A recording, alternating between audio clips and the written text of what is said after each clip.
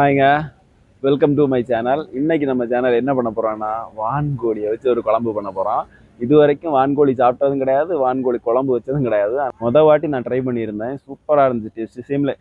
Same நம்ம chicken எப்படி இருக்கும் அதே மாதிரி கொஞ்சம் கூடுதல் நேரம் வேக வைக்கணும். வேற லெவல் டேஸ்ட் இருந்துச்சு. உங்களுக்கு வான்கோழி சப்போஸ் கிடைக்கும் அப்படின்னா இந்த மெத்தேடில் ட்ரை பண்ணி பாருங்க. எனக்கு தெரிஞ்ச மெத்தேடை நான் சொல்லியிருக்கிறேன், ஈஸியாக வைக்கிற மாதிரி. நம்ம சேனலை இப்போ தான் வாட்டி பார்க்குறீங்கன்னா லைக் பண்ணுங்கள், ஷேர் பண்ணுங்கள், மறக்காமல் சப்ஸ்கிரைப் பண்ணுங்கள். வாங்க எப்படி பண்ணலான்னு பார்ப்போம். இங்கே வந்து வான்கோழி இந்த மாதிரி பேக்கெட் போட்டு வந்துடும். சுத்தம் பண்ணி ஃபுல்லாக சுத்தம் பண்ணி பேக்கெட் போட்டு அந்த ப்ரீசரில் போட்டு வரோம். நெருக்கி ஒரு 6 கிலோ பக்கத்தில் இருந்துச்சு நான் எடுத்தது. பார்க்குறதுக்கு தான் சின்னதாக இருக்குது. ஃபுல்லாக நல்லா கம்ப்ரஸ் பண்ணி உள்ள பேக்கெட்டில் அடைச்சி வச்சுருப்பாங்க. ஒரு 6 கிலோ இருந்துச்சு. 5.95 சம்திங் ஏதோ இருந்துச்சு. இங்கேயே நம்ம எடுத்தோன்னா அவங்களே கட் பண்ணி கொடுத்துருவாங்க. மிஷின் வச்சுருக்காங்க பாருங்கள். இங்கேயே சின்ன நமக்கு என்ன மாதிரி சைஸ் வேணுமோ அந்த சைஸுக்கு ஏற்ற மாதிரி சின்ன சின்னதாக அவங்களே கட் பண்ணி கொடுத்துருவாங்க. நம்மளால் கட் பண்ண முடியாது, ரொம்ப கஷ்டம். நம்ம கட் பண்ணணுன்னா அதோட ஐஸ் ஃபுல்லாக மாறினதுக்கு அப்புறமா தான் நம்ம கட் பண்ண முடியும். இது ஈஸியாக இருக்குது நம்ம க்ளீன் பண்ணுறதுக்கும். க்ளீன் பண்ணுறதுக்கு ஒன்று இருக்குது, அது ஆல்ரெடி க்ளீன் பண்ணி தான் இருக்கும். நமக்கு ஐஸ் மாறும், ஈஸியாக நம்ம குழம்பு வச்சிடலாம். ஸ்பெஷலாக எதுவும் குழம்பு வைக்க போகிறதில்ல, நம்ம நார்மலாக எப்பவும் குழம்பு வைக்கிற மாதிரி தான். ஆனால் கொஞ்சம் நிறைய கிரேவி வர மாதிரி, குழம்பு வர மாதிரி தான் வச்சுருக்கிறேன். நல்லெண்ணெய் எடுத்துருக்கிறேன். நல்லெண்ணெய் நல்லா சூடாகிடுச்சு. இப்போ நம்ம அந்த கரம் மசாலா தூள் இல்லாததுனால இந்த ஸ்பைசஸ் எல்லாமே நான் சேர்த்துருக்கிறேன். இதுக்கு கொஞ்சம் அந்த ஸ்பைசஸோட வாசனை, அந்த கரம் மசாலாவோட வாசனை கொஞ்சம் தூக்கலாக இருந்தால் மட்டும்தான் நல்லாயிருக்கும். ஏன்னா இதில் இருந்துச்சு லைட்டாக ஒரு நம்ம சிக்கன் மாதிரி இல்லாமல் ஒரு லைட்டாக ஒரு வாசனை வேறு மாதிரி வரும். என்ன தான் கரம் மசாலா போட்டாலும் கறிவேப்பிலை போட்டால் தாங்க ஏதோ சமைச்ச ஒரு ஃபீலே வருது. வேணும்னா போட்டுக்கோங்க, விருப்பங்க இருந்தவங்க மட்டும். அப்புறமா கொஞ்சம் நிறைய வெங்காயம் எடுத்துருக்கிறேன். அதாவது ஒரு 4-5 பெரிய வெங்காயத்தை சின்ன சின்ன பீஸாக கட் பண்ணியிருக்கிறேன். அதாவது நான் எடுத்துருக்கிற கறி வந்து கிட்டத்தட்ட ஒரு 2-2.5 கிலோக்கு மேலே இருக்கும். அந்த அளவில் தான் நான் எடுத்து வச்சுருக்கிறேன். வெங்காயம் எடுத்தாச்சு. எப்போ மாதிரி தான் வெங்காயம் வதங்கணும். நல்லா வெங்காயம் வதங்குறதுக்காக கொஞ்சமாக மஞ்சள் தூள் அப்புறம் கொஞ்சம் உப்பும் போட்டு நல்லாவே வதக்கிக்கலாம். அப்போ தான் வந்து நமக்கு கிரேவி வந்து சூப்பராக வரும். வெங்காயம் ஓரளவுக்கு நல்லா வதங்கினதுக்கப்புறமா இஞ்சி பூண்டு ரெண்டுமே எடுத்துருக்கு. 2 ஸ்பூன் அளவுக்கு இருக்கும் இஞ்சி பூண்டு பேஸ்ட்டு. அதுதான் குழம்போட வாசனையை நமக்கு ரொம்ப தூக்கி கொடுக்குற ஐட்டம். பாருங்க, வெங்காயம் வந்து நல்லா வதங்கிருச்சு ஓரளவுக்கு. சூப்பராக வதங்கினா மட்டும்தான் நமக்கு கிரேவி வந்து தண்ணி மாதிரி இல்லாமல் நமக்கு சாப்பிடும்போது நல்ல ஒரு டேஸ்ட் கிடைக்கும். அதுக்காக நல்லா வதக்கி விட்டுருங்க, தீ கம்மியாக வச்சு அடி பிடிக்காமல். என் சட்டி வந்து நல்ல வெயிட்டான சட்டி, அவ்வளோ சீக்கிரம் பிடிக்காது. அப்புறமா தக்காளி எடுத்துருக்கிறேன். 3 தக்காளி எடுத்து கட் பண்ணி போட்டிருக்கிறேன். இந்த தக்காளியுமே நல்லா வதங்கி வரட்டும். அப்போ ஒரு மாதிரி ஜூஸி மாதிரி வரணும். அப்போ தான் குழம்புக்கு வேறு லெவல் டேஸ்ட்டாக இருக்கும்.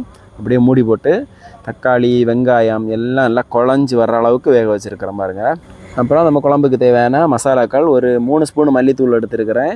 ஒரு 4 ஸ்பூன் பக்கத்தில் காஷ்மீரி சில்லி. காரம் இருக்காது, கலருக்காக தான். காரம் கம்மியாக இருக்குது, காரத்துக்கு ஏற்ற மாதிரி போட்டுருங்க. இதே அளவுக்கு போட்டுறாதீங்க. உங்கள் காரம் எவ்வளோ அதுக்கேற்ற மாதிரி போட்டுக்கோங்க. இதேமே இந்த இதில் வந்து போட்டு நல்லாவே ஒரு வாட்டி வதக்கி எடுத்துடலாம். அந்த வெங்காயம் மசாலா கூட கொஞ்சம் நல்லா கோட் ஆகட்டும். அப்புறமா நான் கட் பண்ணி எடுத்துகிட்டு வந்து அந்த வான்கோழியை வந்து கறியை வந்து நல்லா ஐஸ் எல்லாம் மாறுற அளவுக்கு தண்ணி விட்டு நல்லா அலசி அதோட தோல் எல்லாமே எடுத்துட்டு அப்புறமா நம்ம இந்த மசாலா கூட போட்டு நல்லா பிரட்ட வேண்டியதான். ஒரு 2 நிமிஷம் போல் தண்ணி எதுவும் ஊற்றாமல் தீயை வந்து ரொம்ப கம்மியாக வச்சு இந்த மசாலா கூட கொஞ்சம் நேரம் நல்லா வேக விடுங்க. நான் வந்து குழம்பு வைக்கும்போதே பக்கத்தில் சுடுதண்ணி வச்சுருந்தேன். இப்போ இந்த சுடுதண்ணியாக சேர்த்துருக்கிறேன். உங்களுக்கு எந்த அளவுக்கு குழம்பு தேவையோ அந்த அளவுக்கு நீங்கள் தண்ணி ஊற்றிக்கலாம்.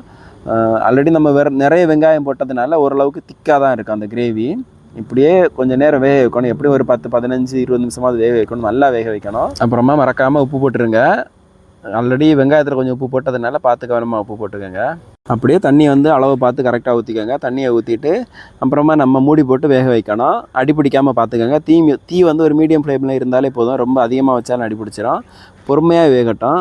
அது ஓரளவுக்கு வெந்ததுக்கப்புறமா நான் உருளைக்கிழங்கு சேர்த்துருக்கிறேன். முதல்ல போட்டால் என்ன ஆயிருன்னா அப்படியே குழஞ்சி போயிடும். அதனால் வந்து நாங்கள் லாஸ்ட்டாக போட்டிருக்கிறோம். அப்போ தான் வந்து அந்த குழம்புல கரையாது, அப்படியே நமக்கு எடுத்து சாப்பிட்ற மாதிரி இருக்கும். உருளைக்கிழங்கு போட்டிங்கன்னா அந்த டேஸ்ட் இன்னும் சூப்பராக இருக்கும். அப்புறம் குழம்பு ஓரளவுக்கு ரெடியானதுக்கப்புறமா தான் மிளகுத்தூள் சேர்த்துருக்கிறேன். அந்த காரம் கொஞ்சம் இருந்தால் நம்ம எப்போவுமே எந்த கவுச்சி ஐட்டம் எடுத்தாலும் நமக்கு காரம் தூக்கலாக இருந்தால் சூப்பராக இருக்கும். டேஸ்ட்டு வேறு லெவலில் இருக்கும். பாருங்கள், எண்ணெய் எல்லாம் நல்லா பிரிஞ்சு வந்துருச்சு. இப்போ வந்து கொத்தமல்லி இலையை போட்டு இறக்கிற வேண்டியதான். அவ்வளோதான், குழம்பு பக்காவாக ரெடி ஆயிடுச்சு.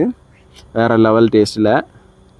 இதுக்கு மேலே சாப்பிட வேண்டியதான். இது வந்து நம்ம சாப்பாடு கூட மரவள்ளி கிழங்கு கூட சப்பாத்தி பரோட்டா எது கூட சாப்பிட்டாலும் வேறு லெவல் டேஸ்ட்டாக இருந்துச்சு.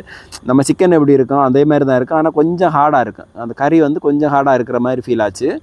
மற்ற மாதிரி டேஸ்ட்டு மற்றபடி எல்லாம் சூப்பராக இருந்துச்சு. ரொம்ப முக்கியம் அந்த ஸ்பைசஸ் நம்ம போடுற அந்த கரம் மசாலாவோட அந்த இது இருக்கிற பட்டை கிராம்பு ஏலக்காய் அந்த ஐட்டம் எல்லாம் கொஞ்சம் நம்ம நார்மலாக போடுறத விட கொஞ்சம் அதிகமாக போடணும்.